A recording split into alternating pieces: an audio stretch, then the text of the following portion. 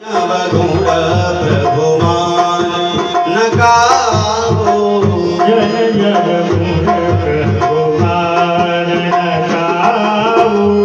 दीन बंधु अति मृदुल स्वभाव, दीन बंधु अति मृदुल स्वभाव, दीन बंधु अति मृदुल स्वभाव, दीन बंधु अति मृदुल स्वभाव।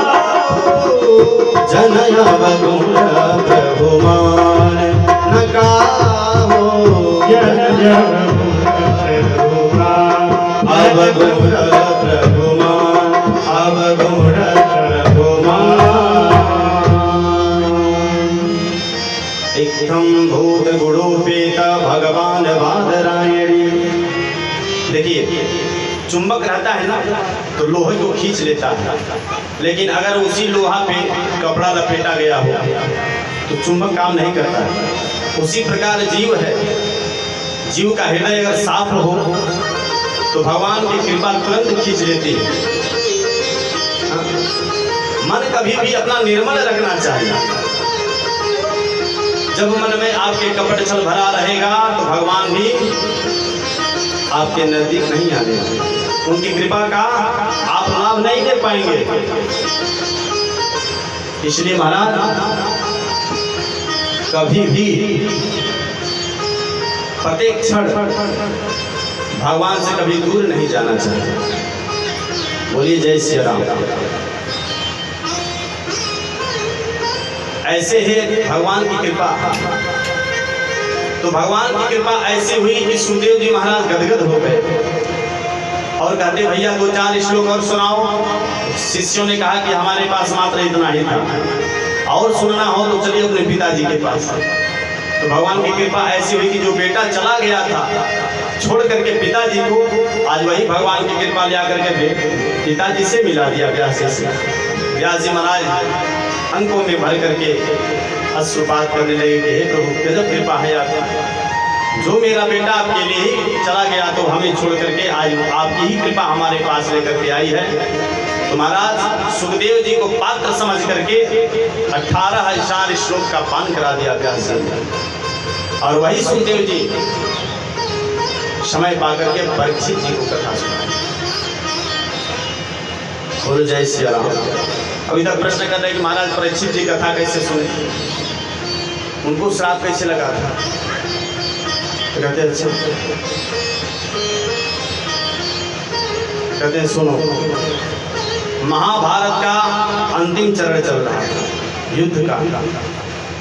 अच्छा ये युद्ध हुआ क्या? एक तो शांति दूत भगवान बन करके गए थे, दुर्योधन माना नहीं, 5 गांव मात्र मांगे थे, लेकिन वो भी दुर्योधन ने नहीं दिया। कहा कि मैं सुई के नोक के बराबर मैं तुम्हें नहीं दूंगा। और दूसरा,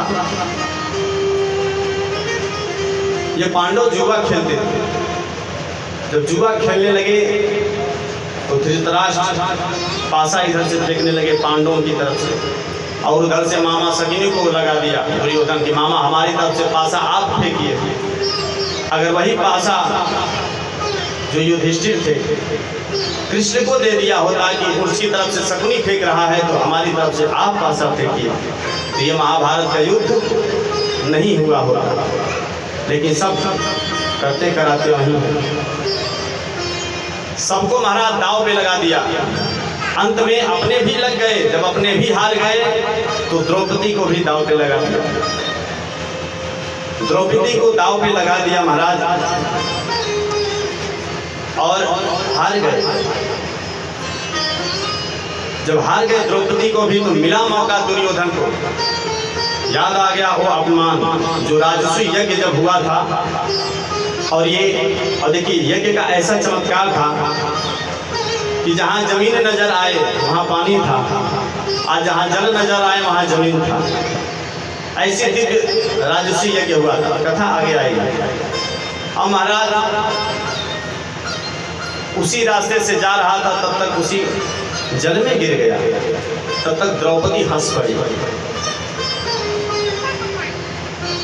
तो दुर्योधन ने ठान लिया कि मैं इस अपमान का बदला जरूर लूंगा द्रौपदी तुमसे। और वही बदला आज द्रौपदी के साथ निकाला। दुर्योधन ने दुशासन को आदेश दिया कि दुशासन, बीच सभा में इसको नंगा कर दिया जाए, मेरा आदेश है। लेकिन देखिए धृतराष्ट्र उसके पिता बैठे हैं, एक बार भी नहीं बोला। अरे अंधा तो बाहर से था ही, अंदर से भी अंधा हो गया था। एक बार भी नहीं बोला दुर्योधन ये तुम गलत कर रहे हो। वहां पे भीष्म पितामह बैठे थे, धृतराष्ट्र बैठे थे, एक एक कौरव के महारथी बैठे थे, पांचों पांडव भी थे। लेकिन पांचों पांडव तो हार चुके थे, लेकिन किसी ने नहीं कहा कि ये गलत है। दुशासन आया, साड़ी खींचने लगा, खींच दुशासन जोर लगाएगा। दुशासन खींचने लगा, अब अपने आप को बचाने लगे द्रौपदी। बचाते बचाते बचाते बचाते अब सोचे कि अब अपने से नहीं बच पाएगा, अब मेरी लाज चली जाएगी। तो दोनों हाथ खड़ा कर दिया द्रौपदी, हे प्रभु आज मेरा पति भी नहीं है, लेकिन तुम मेरे भाई हो, तुम पर मैं पूर्ण विश्वास करती हूँ। बीच सभा में मैं नंगी हो जाऊंगी, आज हमारी लाज बचा लीजिए। दोनों हाथ ऊपर करके महाराज गोविंद को पुकारे, हे गिरिधारी, हे गिरिधारी कृष्ण मुरारी, लाज रखो हे कृष्ण मुरारी, लाज रखो हे कृष्ण मुरारी। हे गिरधारी, हे गिरधारी कृष्ण मुरारी, लाज रखो हे कृष्ण मुरारी, लाज रखो हे कृष्ण मुरारी, लाज रखो हे कृष्ण मुरारी।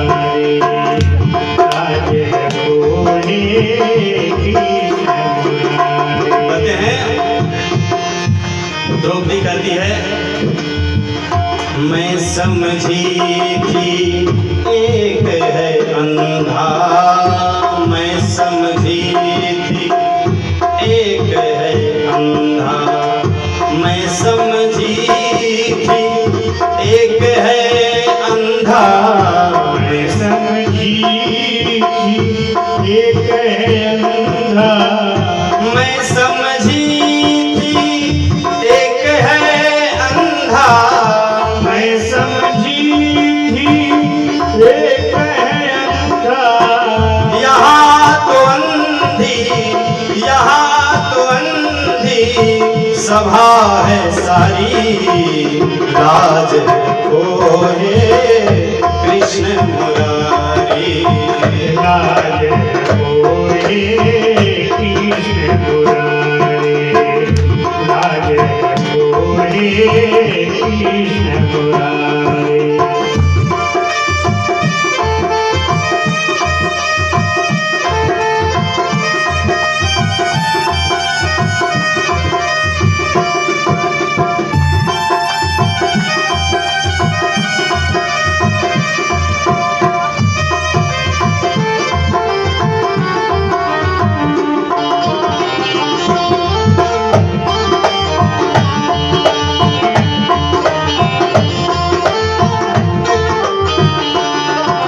सोचती है जब कोई मेरा सहारा नहीं है तो मैं आस किसकी करूं।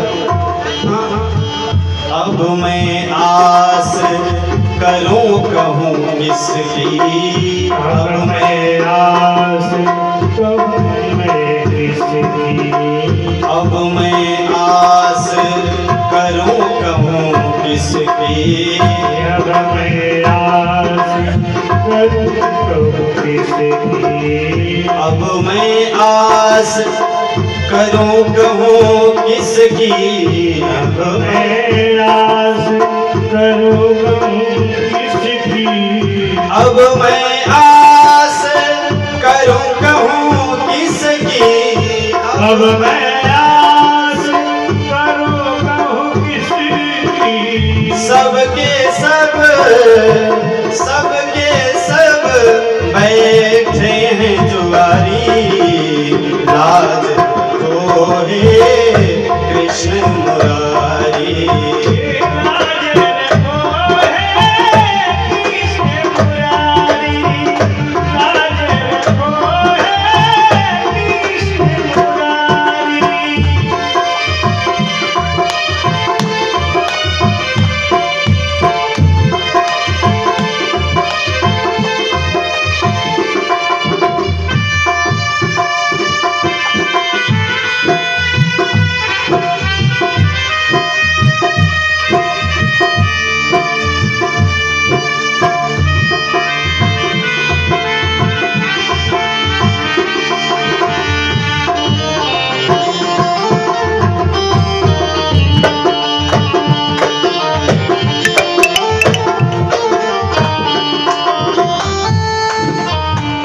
सर नीचे करके बैठे हैं, सर नीचे करके बैठे हैं, सर नीचे करके बैठे हैं, सर नीचे करके बैठे हैं, सर नीचे करके बैठे हैं, सर नीचे करके बैठे हैं, वही गदा वही गदा वही गांधी बधारी, लाज रखो हे कृष्ण मुरारी, लाज रखो हे कृष्ण मुरारी, लाज रखो हे कृष्ण मुरारी।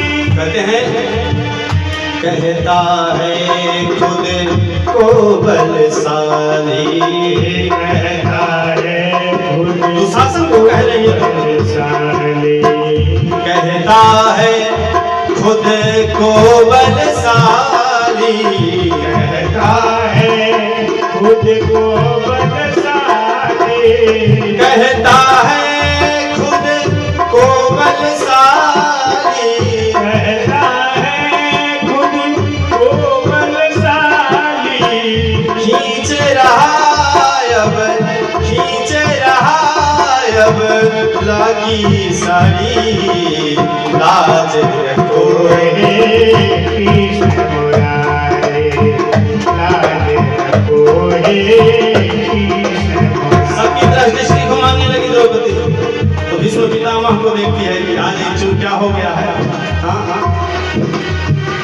बाबा भी चुप क्यों बैठे हैं, बाबा भी चुप क्यों बैठे हैं, बाबा भी चुप क्यों बैठे हैं, बाबा भी चुप क्यों बैठे हैं, बाबा भी चुप क्यों बैठे हैं, बाबा भी चुप क्यों बैठे हैं, पता नहीं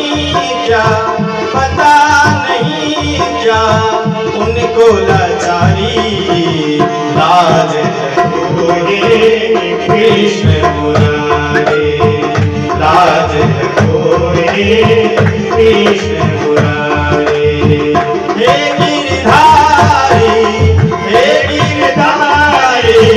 कृष्ण मुरारी, लाज रखो हे कृष्ण मुरारी, लाज रखो हे कृष्ण मुरारी, लाज रखो हे गिरधारी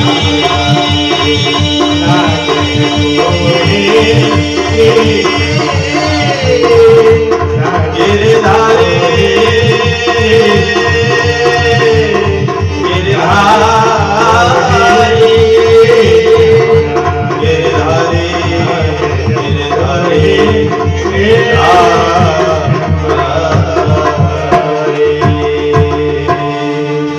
लाज रखो हे कृष्ण मुरारी।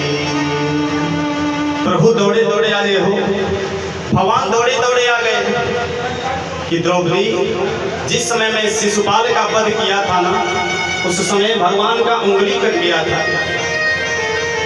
तुम्हारा जो ही द्रौपदी बैठी हुई थी और तुरंत अपने साड़ी से कपड़ा निकाल करके तुरंत भगवान के उंगली पे बांध दिया। आज वही कर भगवान चुका रहे हैं। हे बहना, तुम घबराओ मत, कोई नहीं है, अभी तुम्हारा भाई जीवित है। तुम्हारा दुशासन साड़ी खींचने लगा, खींचते खींचते थक गया। जो लाज बच गई, पांडवों ने ठान लिया कि अब मैं कौरवों को नहीं छोड़ूंगा। उस समय उसी का देन था कि महाभारत का युद्ध हुआ। महाभारत का युद्ध अंतिम चरण में आ गया। धृतराष्ट्र के 100 के 100 पुत्र मारे गए। दुर्योधन बचा था तो भीम ने अपने गदा से दुर्योधन का उरुतंड तोड़ दिया।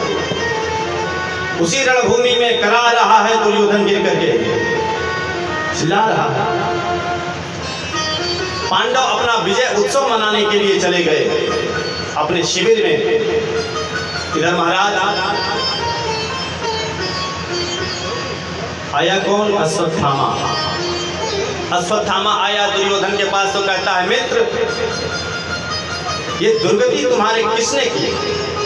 हमसे बताओ, मैं अभी जीवित हूं, मैंने तुम्हारा नमक खाया है। कौन तुम्हें इस हालत में पहुंचाया? केवल नाम बताओ, मैं उसका सर काट के तुम्हारे कदम में डाल दूंगा। अब देखिए दुर्योधन ने कहा कि सुनो, मैं तो मर रहा हूं कष्ट में। हम 100 भाई थे लेकिन सब के सब मारे गए और वो 5 पांडव हैं, 5 के 5 जीवित हैं। अब उनमें से एक का भी सर तुम लेके आ जाओगे ना तो मैं सुख पूर्वक मरूंगा। अश्वत्थामा ने कहा ऐसी बात है? देखिए दुर्योधन को मरते समय दुष्टता नहीं छोड़ता है। मर रहा है लेकिन दुष्टता नहीं छोड़ रहा है कि काश उसको मार के ही मरे। दुष्ट अपनी दुष्टता कभी छोड़ता नहीं है। अश्वत्थामा ने कहा कि घबराओ मत नहीं मित्र, कल सूर्योदय से पहले ही मैं 5 के पांडवों का सर ला करके तुम्हारे कदमों में डाल दूंगा। कह तो दिया लेकिन करे कैसे? योजना बनाई योजना की। अब 5 पांडव कमजोर तो है नहीं, कितने सैनिक मारे गए, अक्षौड़ी सेना मारी गई, नारायणी सेना, और 5 के 5 जीवित, सारे गौरव सेना मारे गए। तो हम अकेले क्या कर सकते हैं? ये सोच रहा था तब तक रात हो गई। तो रात में क्या देखता है? एक उल्लू जाता है 100 कौवों को मार देता है अकेले, क्योंकि रात में कौवों को दिखाई देता नहीं है और रात में उल्लू खुद देखता है। तो ये योजना समझ गए, काग उल्लू का योजना। ये भी सभी लोग सोए रहेंगे और हम भी जाएंगे मार डालेंगे। भगवान ये जानते थे, इसलिए 5 पांडवों को लेकर के अलग शिविर में चले गए उत्सव मनाने के लिए, विजय उत्सव। और जहां 5 पांडव सोते थे वहीं पे उसी बिस्तर पे पांडव पुत्र, जो 5 पांडवों के 5 पुत्र थे और एकदम उन्हीं के जैसे द्रौपदी अपना अलग सोई थी। और पांडव जहां सोते थे वहीं 5 पांडव के पुत्र सो गए। ये गया 5 पांडव समझ करके 5 पुत्र की हत्या कर दिया, सर काट दिया और सर काट दिया महाराज। और एक पोटली में बांध दिया और पोटली में बांध कर दिया। बाहर निकला कि मैं तो जीत गया, मैंने तो 5 पांडव को मार दिया। महाराज लेकर के गया रणभूमि में जहां दुर्योधन कराह रहा था। करे मित्र तुम एक सर की बात कर रहे थे, देखो मैं 5 सर लेकर के आ गया, 5 पांडवों की मैंने हत्या कर दी। दुर्योधन ने कहा कि पहले भीम का सर निकालो और मैं उसे अपने हाथों से फोड़ना चाहता हूं। लेकिन जब सर निकाला ना, छोटा छोटा सर था, तो हाथ में लेते ही जान गया, अरे अश्वत्थामा ये तुमने क्या कर दिया? हमें 5 पांडवों से शत्रुता थी, इन बच्चों से नहीं मुझे दुश्मनी थी। अरे तुमने तो हमारे खानदान में किसी को पानी देने लायक नहीं छोड़ा गया। महाराज उसी वियोग में अपना प्राण त्याग दिया, प्राणांत हो गया दुर्योधन।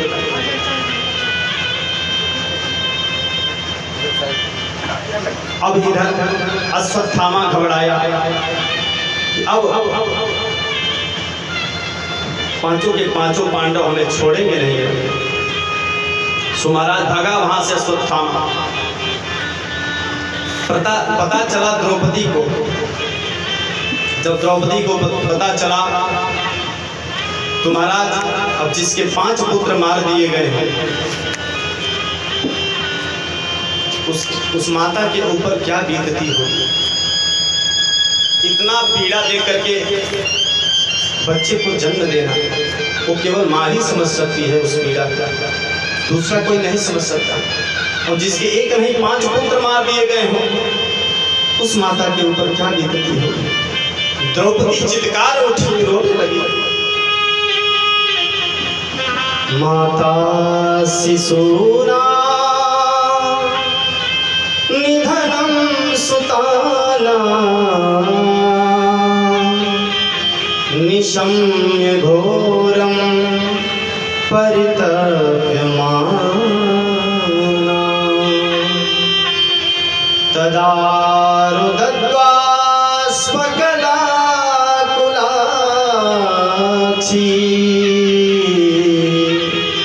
तां सांत्वयन्नाह किरीटमाला। चित्कार करके, हे विधाता तुमने हमारे साथ ये क्या खेल खेल दिया। 5 के 5 बच्चे मार दिए गए हमारे। उसमें माँ की पीड़ा को कौन समझ लेता है। अरे माई के दूधवा जैसन कवनो मिठाई ना होई, वो सब कुछ मिल जाए पर दुनिया में माई ना हुई। सब कुछ मिल जाए पर दुनिया में माई ना हुई। माई के दूधवा जैसन, माई के दूधवा जैसन कवनो मिठाई ना होई। सब केहू केतनो दुलारी बाकी माई ना होई। केहू केतनो दुलारी बाकी माई ना होई। केहू माई जैसन जग में हो, केहू माई जैसन जग में सहाय ना होई हो। केहू केतनो दुलारी